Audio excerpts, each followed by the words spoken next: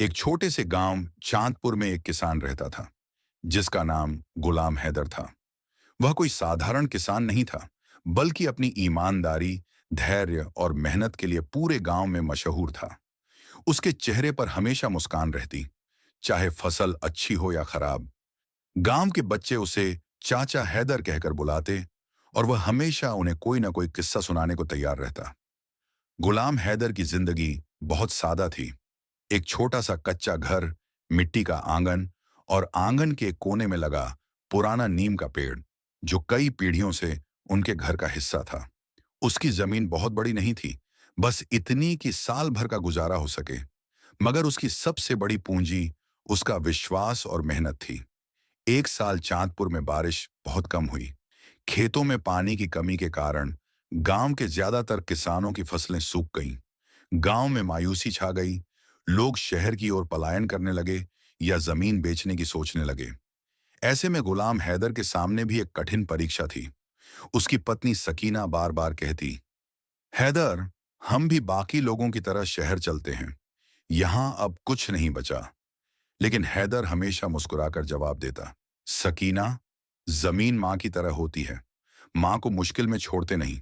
हम मेहनत करेंगे, अल्लाह बरकत देगा। गुलाम हैदर ने दिन रात मेहनत शुरू कर दी। वह सुबह फज्र की नमाज के बाद खेत पर निकलता, हाथ में फावड़ा और दिल में उम्मीद।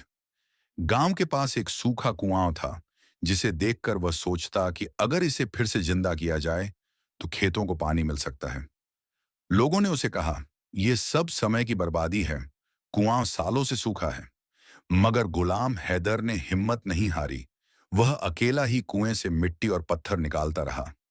दिन में धूप में पसीना बहाता, रात को थककर चूर हो जाता, लेकिन अगली सुबह फिर वही जोश लेकर निकल पड़ता।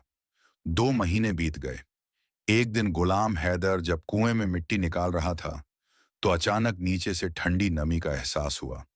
उसने फावड़ा और गहराई में मारा और फिर पानी की एक धारा फूट पड़ी। खुशी से उसकी आंखों में आंसू आ गए। यह खबर पूरे गांव में फैल गई। लोग हैरान थे कि जहां सालों से पानी नहीं था, वहां गुलाम हैदर ने पानी निकाल दिया। अब सभी किसान उसके पास आने लगे और मिलकर खेतों में पानी देने लगे। कुछ महीनों बाद खेतों में फिर से हरियाली लौट आई। गेहूं की बालियां हवा में लहराने लगीं। गांव के चेहरों पर फिर से मुस्कान आ गई।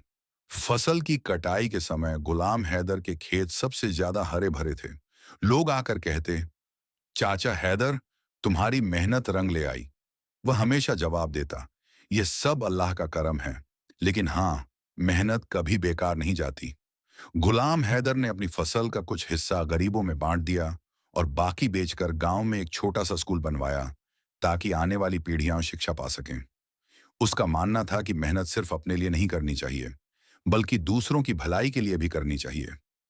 चांदपुर का हर व्यक्ति गुलाम हैदर की मिसाल देता और कहता, अगर जिंदगी में मुश्किलें आईं तो हिम्मत मत हारो, क्योंकि मेहनत का फल कभी बेकार नहीं होता।